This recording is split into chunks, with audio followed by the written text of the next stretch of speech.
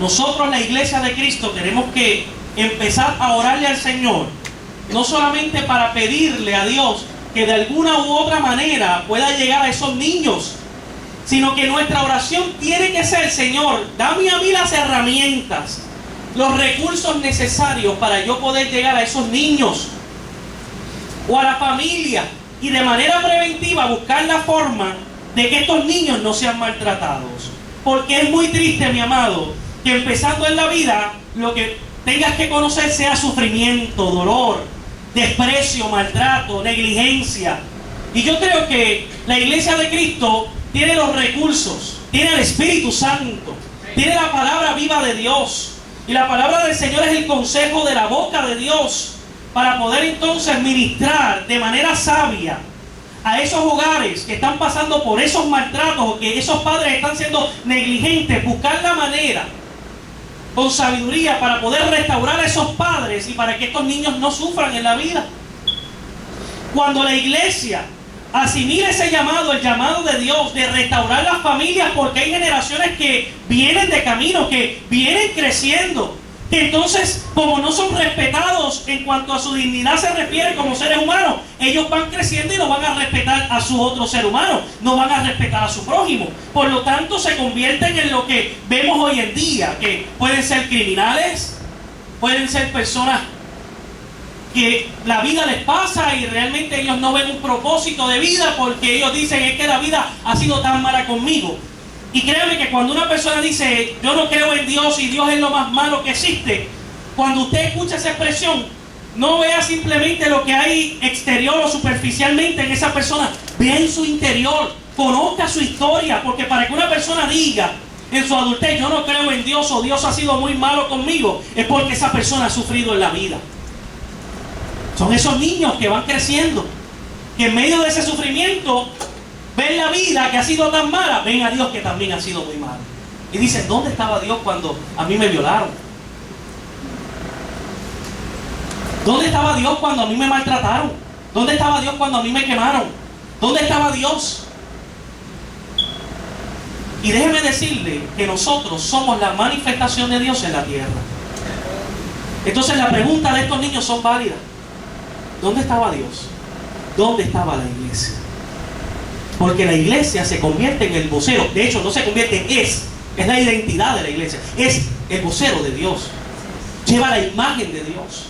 Y cuando nosotros fuimos este viernes, ellos pudieron apreciar, palpar el gran y profundo amor de Dios. Entonces, la iglesia tiene que comenzar a transmitir un legado. Yo, como pastor, la visión que he recibido de parte del Señor es poder trabajar con la familia. Este año 2016 vamos a trabajar con la familia. Vamos a cancelar toda división familiar, toda discusión que no trae paz a la casa. Vamos a romper y vamos a cancelar con los hijos que se ven en la vida sin hacer nada, sin propósito, sin sentido de vida, sin responsabilidades. Vamos a comenzar a formar jóvenes llenos del poder del Espíritu Santo, pero con una visión de vida para que se puedan convertir en hombres y mujeres que aporten a la sociedad y que puedan construir familias de bien. Vamos a trabajar con una niñez que vamos a reafirmar para que cuando se vean a un espejo no vean lo que pudiera haberle dicho a aquel niño en la escuela porque son víctimas de bullying, sino que puedan comprender que son niños, creación de Dios, y son extraordinarios para Dios. Vamos a trabajar con hombres que entiendan que son la cabeza del hogar, que son los sacerdotes de la casa, que son los que cuentan con la autoridad para ministrar en su casa, pero que eso conlleva la responsabilidad de convertirse en un verdadero hombre.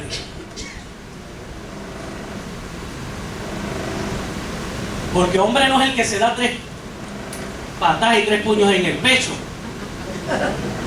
y el que engendra es el que sabe cuidar de su familia, el que sabe cuidar de sus hijos, el que independientemente si has o no has recibido la afirmación cuando niño. Por eso es que la iglesia es el vocero de Dios. Porque entonces no vas a poder decir: hombre, que estás aquí, ¿dónde estaba Dios para que yo pudiera recibir la afirmación y el conocimiento para entonces afirmar a mis hijos? Aunque sea divorciado, aunque no los tenga en el techo de mi casa, Aunque usted sea una madre soltera y tiene que cargar con el proceso de vida, de la lucha constante, porque hay mujeres que son aquí guerreras de Dios, que estudian, que trabajan, que vienen a la iglesia, sirven en la iglesia. Hay hombres que le debería, caramba, usted me disculpa, deberían bajar la cabeza cuando pasan mujeres de esta iglesia, porque son mujeres esforzadas, trabajadoras, que estudian, trabajan y sirven y ministran en esta casa. Eso es. Las mujeres deberían darse un aplauso y los hombres deberían darle ese aplauso a las mujeres.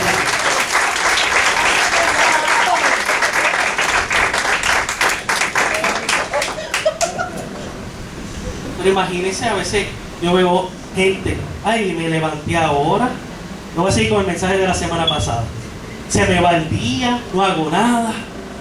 La vida no consiste en eso. La vida consiste en que se nos dio la determinación de estar en un momento dado en la historia para impactar a alguien. Para impactar a alguien. Yo le decía a la dama aquí, a ti Dios te ha dado el mejor regalo de vida. Una niña preciosa. Y ahora hay que pedirle al Señor sabiduría para poder transferir un legado. Y ese es el tema de hoy. Dando un legado a las próximas generaciones. Que ellos digan, Dios siempre se acordó de mí. Porque siempre hubo una abuela, siempre hubo un abuelo, siempre hubo un tío, siempre hubo un hermano.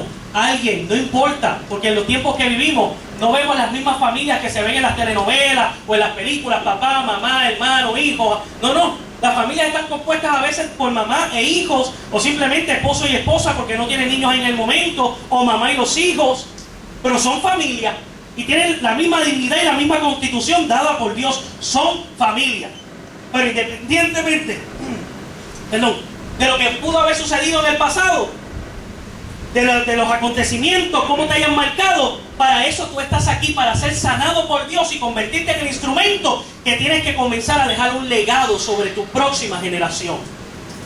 Porque no puedes dejar de herencia lo que te lastimó y te marcó en el pasado. Tienes que tumbar, tienes que romper, tienes que cancelar con eso en el nombre poderoso de Jesús. Si no recibiste el amor, el cariño, el afecto, la afirmación necesaria, por eso tú estás aquí, porque Dios te quiere sanar, porque Dios te quiere restaurar, pero con la intención que en tu linaje, en tu descendencia, en tu generación próxima, no se sigan repitiendo los mismos maltratos.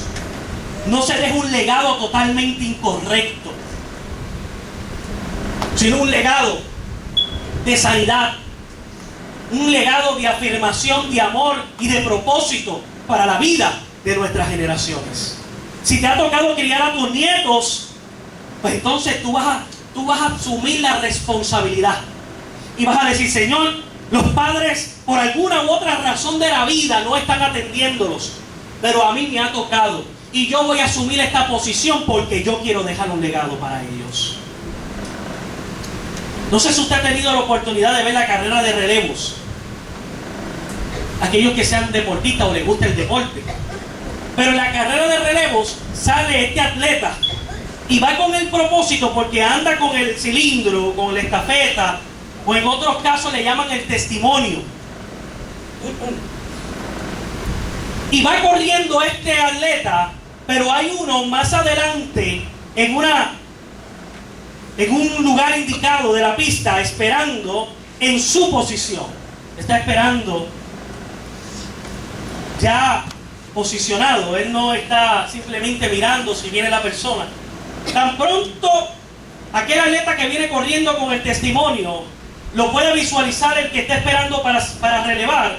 Él se prepara, toma su posición y pone su mano de tal manera que pueda agarrar el cilindro o el testimonio que va a dar el que viene corriendo. Para tan pronto lo reciba, esto no hay pausa, seguir corriendo. Y la vida es así. Tú vas corriendo y tú vas a recibir, y cada uno de nosotros, de hecho, ya recibimos un testimonio, una estafeta de parte de alguien, de nuestros padres, de nuestros tíos y de nuestros abuelos. Pero ahora nos corresponde a nosotros, en la carrera de relevos de la vida, transferir este legado.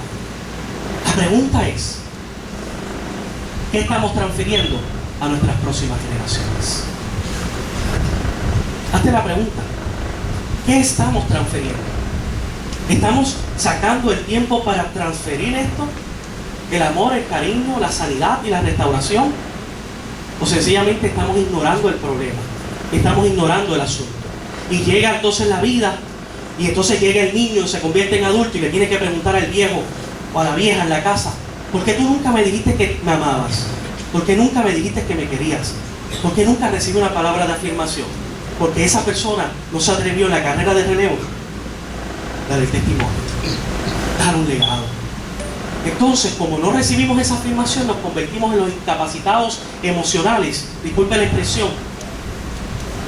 Mi intención no es catalogarlo a usted, pero nos convertimos en incapacitados emocionales para poder dar amor, afecto y reafirmar a nuestros propios hijos, de aquellos que están como generación creciendo. Entonces usted ve la carrera y legados negativos cuando ve niños que son maltratados. Y esto me causa a mí mucho sentimiento, porque veo el problema profundo, veo el espagueti, veo el torbellino, veo padres que fueron maltratados y ahora están maltratando a sus hijos. Y lo triste es que a veces esto pasa también en las iglesias. Somos la voz de Dios, iglesia, y tenemos que dejar un legado. Y usted dice: ¿y qué tiene que ver esto con lo que leyó el pastor en la porción bíblica?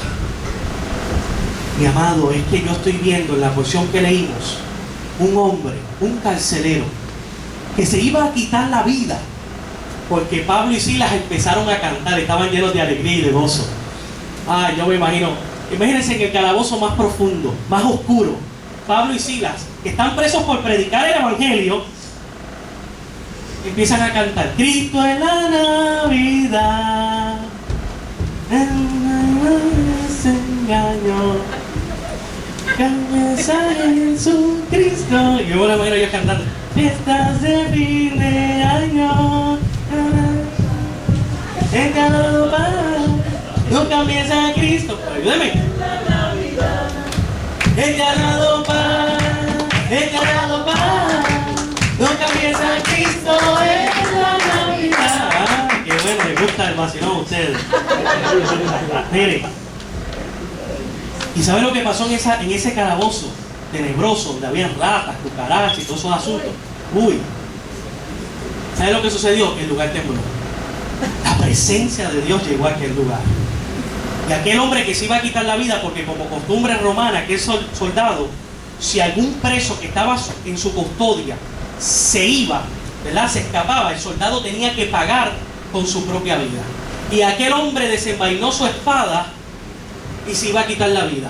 Y Pablo tuvo que intervenir y decir: no te quites la vida, todos estamos aquí. Y la pregunta que hace el carcelero es: ¿y cómo yo puedo salvarme? ¿Cómo yo puedo ser salvo? Entonces el apóstol Pablo en sabiduría le dice: cree en Jesucristo, tú y tu casa. Cree en el Señor Jesucristo y serás salvo tú y tu casa. Cuando usted mira este texto bíblico, hay personas, hay teólogos que dicen: eso no es una promesa, porque en muchas ocasiones, aquí hubo un evangelista muy famoso que fue Gigi Ávila, y Gigi Ávila siempre decía: cree en el Señor Jesucristo y serás salvo tú y tu casa.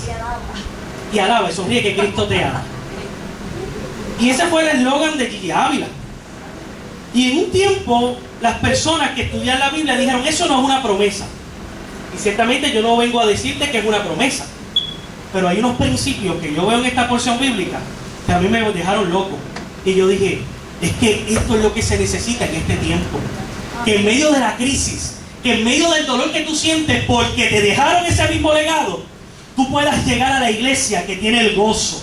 Que en medio de la circunstancia económica, que no nos dieron el bono, alaba a la gloria de papá, como quiera seguimos cantando: Cristo es la Navidad, y seguimos gozándonos, aplaudiendo, y todo el que entra por esa puerta no tiene el mismo gozo y dice: ¿cómo tienen este gozo? Yo estoy casi con la misma espada para suicidarme, estoy con la espada para quitarme la vida, los aprietos de la propia vida, el maltrato, la negligencia me tienen al borde de la locura, pero veo gente llena de gozo. Yo necesito eso. ¿Qué necesito para ser salvo? Y viene la iglesia y dice: cree en el Señor Jesucristo y tú y tu casa serán salvos. ¿Cuántos dicen amén?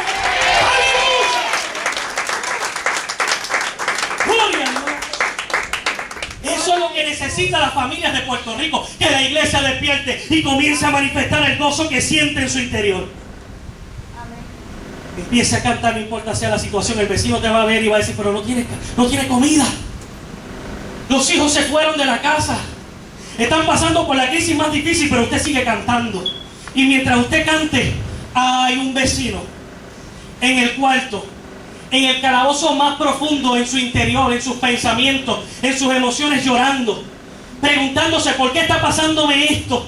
Pero empieza a escuchar tu canto de alegría y de gozo. Alabado sea el Señor. Y dice que yo necesito para recibir también ese gozo. Y tú vas a tener que presentarle la solución que están buscando. Y que saben cuál es: Jesucristo. Es Rey de Reyes y Señor de Señores. ¿Se atreve a darle un fuerte aplauso a este Salvador?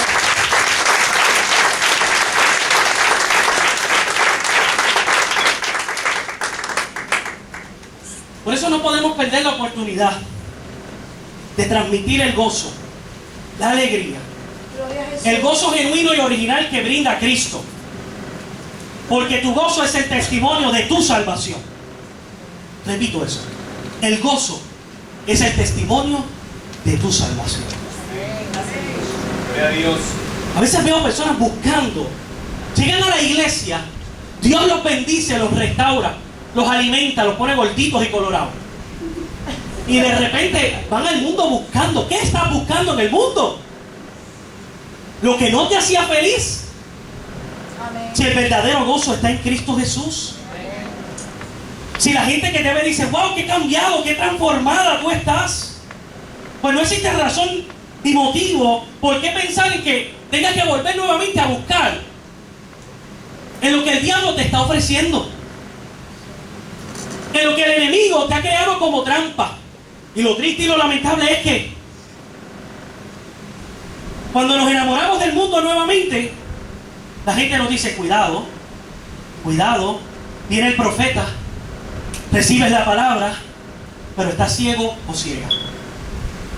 Porque no te das cuenta que quieres intercambiar el gran gozo que otros quisieran tener por migajas. Por migajas.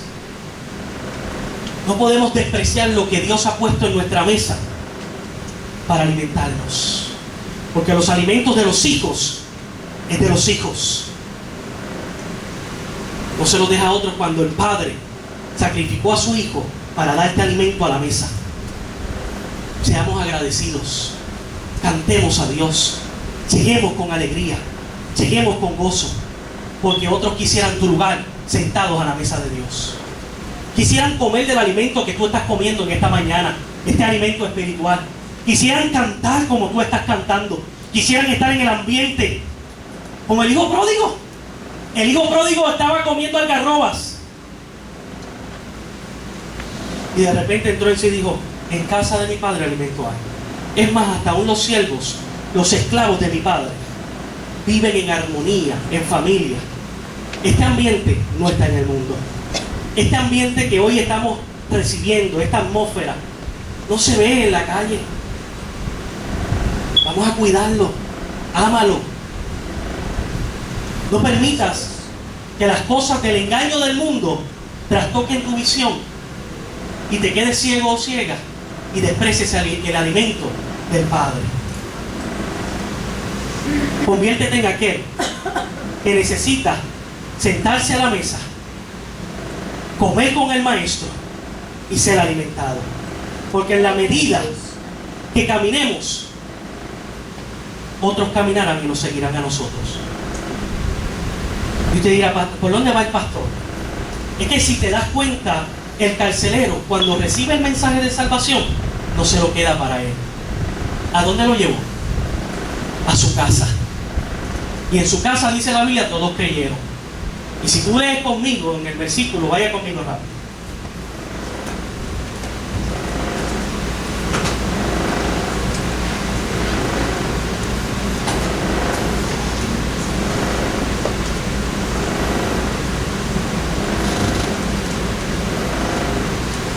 Verso 31 voy a leer nuevamente, para que usted vea lo que resalta aquí. Ellos dijeron, cree en el Señor Jesucristo y serás salvo tú y tu casa. Y le hablaron la palabra del Señor a él y a todos los que estaban en su casa. Luego en el verso 33 los tomó en aquella misma noche, les lavó las heridas y enseguida se bautizó con él, con todos los suyos. Y llevándolos a su casa, llevando el carcelero a Pablo y a Silas a la casa, les puso la mesa y se regocijó. Diga, se regocijó. ¿Cómo nos llamamos nosotros? Rejoice, casa de alabanza. Dice, se regocijó con toda su casa de haber creído a Dios. La visión de nuestra iglesia para este 2016 es trabajar con la familia, para que todos nos sentemos a la mesa y haya alimento de afirmación, de respeto, de enseñanza, de educación, para que nosotros podamos transmitir este legado que estamos ministrando, predicando y enseñando hoy a la iglesia, tú lo puedas transferir a los tuyos. Y a veces las personas se preguntan, pero pastor, ¿cómo yo puedo transmitir este legado? Cuando tú vas al Antiguo Testamento, Dios da un mandamiento, dice, ama a tu Dios con toda tu mente, con toda tu fuerza. Pero esto también tú tienes que transmitirlo a tu generación futura. Yo quiero que vayas conmigo un momento a Deuteronomio, capítulo 4.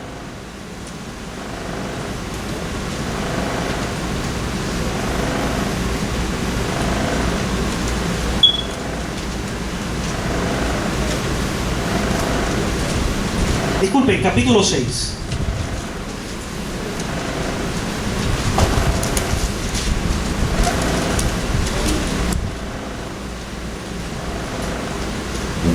¿Saben lo que se convirtió la mesa del carcelero en esa noche? En el altar familiar. Yo no sé desde cuándo tú no escuchas esa frase, la palabra el altar familiar. Pero desde que yo estoy chiquito en la iglesia, a nosotros se nos decía, los lunes son altar familiar. Y el altar familiar consistía en que la familia se reúne y compartían un versículo, hacían una cadena, oraban y traían una enseñanza. ¿Saben lo que hizo el carcelero? Un altar familiar. Y es lo que hoy yo quiero que veas en Deuteronomio también. Dice el verso 4, capítulo 6, el verso 4 de Deuteronomio. Oye Israel, Jehová nuestro Dios, Jehová uno es. Y amarás a Jehová tu Dios de todo tu corazón, de toda tu alma y con todas tus fuerzas. Y estas palabras que yo te mando hoy estarán sobre tu corazón. Y las repetirás a tus hijos. Y hablarás de ellas. Estando, ¿en dónde? Y andando por el camino. Y al acostarte y cuando te levantes. Voy a volver a repetir este verso 7. Y las repetirás a tus hijos. Y hablarás de ellas, estando en tu casa, y andando por el camino, y al acostarte, y cuando te levantes. Las atarás como una señal en tu mano, y estarán como frontales entre tus ojos, y las escribirás en los postes de tu casa y en tus puertas. La palabra de Dios para todos dice, recuerda siempre estos mandamientos que te doy hoy. Enséñalos a tus hijos y háblales sobre ellos cuando estés en tu casa, cuando estés caminando, cuando te acuestes y cuando te levantes. Escríbelos y átalos en tu brazo como un recordatorio y llévalos como una cinta en tu frente. Escríbelos en las puertas de tu casa y en la entrada de tus ciudades. ¿Sabe lo que hizo el carcelero? Hizo exactamente lo que dice esta porción bíblica. Se sentó a la mesa e hizo un altar familiar. Compartió con su familia acerca de Cristo. Lo interesante es que para compartir a Cristo primero tenemos que compartir con nuestra familia. Cuando ves Deuteronomio no solamente se enfatiza en el hecho de que ministres la palabra, sino que en todo tiempo estés con tu familia. Porque está diciendo, ministra esto cuando te levantes, cuando te acuestes, en tu casa y también cuando vayas de camino. Eso significa que tienes que acostarte, hombre, que estás aquí en esta mañana, tienes que acostarte en la casa que te corresponde, tienes que acostarte con tu esposa, con tus hijos, con tu familia, porque tienes un compromiso. Mujer que estás aquí, tus hijos son primero. Tienes que andar con ellos en el camino, porque a ti te va a corresponder en el camino enseñarles la palabra. O sea, en la carrera de relevos, cuando tienes que dar el testimonio, entonces en el camino vas a tener que comenzar a afirmar la palabra de Dios. Vas a tener que levantarte con ellos también, porque en todo momento que compartas con ellos, la palabra de Dios está en tu corazón, la palabra de afirmación está en tu corazón, la palabra de consuelo está en tu corazón. Por ende, todos los días de tu vida, al levantarte, al acostarte, al caminar, vas a tener la palabra certera para podérsela dar, porque estás con ellos todo el tiempo. ¿Podremos ministrar a Cristo si no pasamos tiempo con nuestra familia? ¿Podremos transmitir el legado y el mensaje de que Dios es amor, que Cristo sana, restaura, vivifica a la gente, si no pasamos tiempo con ellos para poder ministrar esto? Mi amado, no consiste en una autoridad porque oramos y ayunamos y sabemos y tenemos conocimiento en la Biblia, pero entonces yo soy el pastor que no paso tiempo con mi familia, porque entonces mi familia me va a decir: tú sabes mucho conocimiento de palabras, pero ¿de qué vale si nunca tienes tiempo para poderla compartir? Mami, ¿de qué vale que tú me digas que tengo que ser un profesional? No me interesa ser un profesional si los profesionales no pasan tiempo con sus hijos. Papi, no me interesa. No me interesa ser un hombre. Si lo que veo que es un hombre es que insultas a mi mamá, nos maltratas a nosotros y no pasas tiempo con nosotros. Cuando los hijos van creciendo, ven un legado y dicen: esto es lo único que tengo y es lo único que puedo dar. Pero cuando hay hombres responsables, una iglesia que comprende y entiende la cercanía de la palabra con la cercanía de la familia, son hombres y mujeres que tienen la responsabilidad de ministrarlo. Se van a sentar a la mesa, escucha esto, se van a sentar a la mesa y van a poder compartir, y eso dará el pie y el espacio y la oportunidad para compartir el amor de Dios. Ahora quiero que veas esto: la mesa en sí no necesariamente es un lugar específico. Para hacer el altar familiar no tiene que haber un lugar específico. La mesa, según yo estoy viendo en Deuteronomio, puede ser cualquier espacio, cualquier lugar, cualquier momento. Porque se nos enseñó que el altar familiar era: el lunes tenemos nuestro altar familiar, pero ¿y el resto de la semana que yo le voy a ministrar a mis hijos? Entonces la Biblia me está diciendo: el altar familiar no está condicionado a una mesa, a un lugar y una hora en particular. Es en cualquier momento que andas con tus hijos en el carro. Mire, yo me acuerdo que después que salimos de Manitas de Ángel, yo fui a buscar a Yesiel y le dije: Yesiel, ¿tú viste esos niños? ¿Viste esos niños? Esos niños están allí porque han sufrido. Y nuestra intención es llevarle un pedacito de alegría.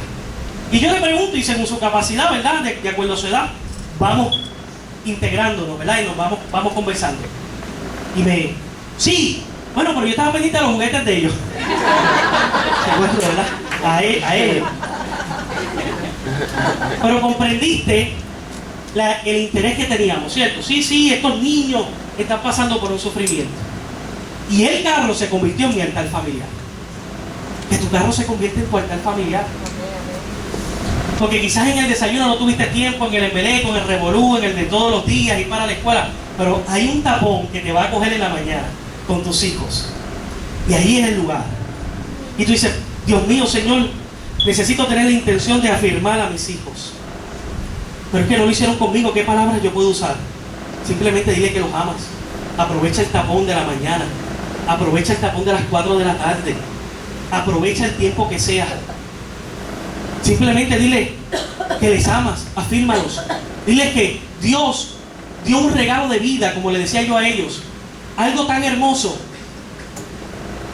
que fue pensado, que fue planificado, que estaba en la agenda de Dios, que tú le habías soñado con tu hijo, que es el mejor regalo que tú puedes tener, que no importa que el mundo se caiga, pero que si los tienes a ellos, tienes lo mejor del mundo, porque son de Dios, porque son regalo de vida, porque eso se convierte en tu altar familiar. Porque el altar familiar consiste en poder compartir el amor que sentimos como familia. Entonces estamos manifestando el amor de Dios. Es el reto y el desafío de Dios para nuestras vidas como iglesia. ¿Cómo vamos a ministrar en esa mesa? Quizás para mí, después de salir de aquí, mi altar familiar va a ser comida, porque mi esposa me va a pedir comida. Obviamente, claro. Ya las tripas están sonando. Y ese va a ser mi altar familiar. Acabo de escuchar.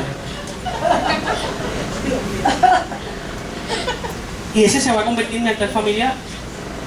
Pastor, pero mis hijos tienen 3 años. Es que tienes que empezar desde ya, mi corazón. Pero mis hijos tienen 40 años. Pues comienza, porque nunca es tarde cuando la dicha es buena. Tenemos que ministrar a nuestra familia. Ministrale que van a ser un profesional, pero también ministrale que van a ser un ministro de Dios. Y esta palabra yo la traigo porque también tengo una preocupación bien grande. Yo tengo padres aquí que tienen a sus jóvenes aquí, pero tengo muchos jóvenes que sus padres no están aquí. Por alguna u otra razón, no importa. Ese no es el detalle ahora. El asunto es que, joven, si tus padres no están aquí, pero tú has decidido, has sentido de parte de Dios perseverar con nosotros, pues yo y mi esposa, los pastores, nos convertimos en los padres espirituales para que tú recibas la afirmación de Dios. No estoy diciendo que tus padres no lo hagan. Lo que quiero decir es que si tus padres no perseveran, no van a tener la autoridad y la palabra de Cristo para hacerlo. Pero yo y mi esposa nos vamos a convertir en aquellos que vamos a poder ministrar esa palabra de bendición. Palabra donde Cristo está también sentado a la mesa, donde podemos compartir y donde vas a recibir una palabra de afirmación. Con esto voy a terminar, porque mi mensaje es un pensamiento en esta mañana. Ya son las 12. Escuche esto. Yo le he testificado en otras ocasiones. Yo vengo de una familia. Ahí está mi mamá, tiene que estar por ahí. Ok. Yo le doy gracias a Dios por mi mamá, porque a pesar de todo nos sacó hacia adelante. Ella sola a 2 hijos, 2 varones. Pero por las circunstancias de la vida, nuestro papá fallece cuando nosotros éramos muy pequeños, en circunstancias muy difíciles. Y yo no tuve una autoridad paternal. El asunto es que, ¿cómo entonces yo puedo tener autoridad paternal espiritual para afirmar a otras personas? Y es donde Dios te lleva por procesos de la vida donde comienza a sanarte. Y yo entendí que aunque hubo una ausencia de un padre físico, Dios nunca me dejó sin un padre adoptivo. Y siempre hubo hombres de Dios espirituales que yo los pude identificar, y ellos se identificaron diciendo: yo voy a darte esa paternidad espiritual. Y yo le doy gracias a Dios por mi tío, que es pastor, porque él me tomó desde muy pequeño y me llevó en los caminos del Señor. Pero siempre se queda ese vacío, y uno dice: pero no es lo mismo, no es lo mismo. Pero Dios te lleva en una relación. Cuando tú te acercas a Dios, dice: Señor, yo tengo un vacío, yo necesito que tú me adoptes como tu hijo. El gran amor de Dios llega a tal grado que te va sanando, y el vacío que tú sentías o que yo sentía, Él lo va llenando de amor. Amor que yo recibo y me enseña a poder afirmar a otros. Que aunque yo no recibí la palabra de afirmación, porque ese es el detalle, la gente dice: es que yo no recibí la palabra de afirmación, pero Dios te sana como me sanó a mí, para que tú tengas la capacidad emocional, espiritual, para poder dar una palabra de afirmación. Y tú puedas bendecir a otras personas, y tú puedas dar un legado a otras personas. Hoy yo quiero hacer un llamado. Tiene que haber unos cuantos carceleros que están locos de la vida ya, que dicen: me voy a quitar la vida, tengo la espada en la mano, no siento alegría, no siento gozo, porque no hubo un legado positivo para mi vida. Pero que hay una iglesia que está cantando lleno de gozo y lleno de alegría, y dicen: en Cristo somos restaurados, en Cristo sentimos amor, en Cristo hemos experimentado un amor impresionante, y tenemos tanto amor que estamos regalándolo. Tiene que haber gente que digan hoy y acepten dentro de su interior: yo no he recibido lo que se supone que recibe un hijo, pero yo hoy quiero que Dios me sane. Si Dios me sana, entonces yo podré ser el mejor padre, la mejor madre, el mejor hijo, el mejor esposo, la mejor esposa, para que en los momentos necesarios y oportunos lo pueda hacer un altar familiar. Yo le voy a pedir que se ponga de pie.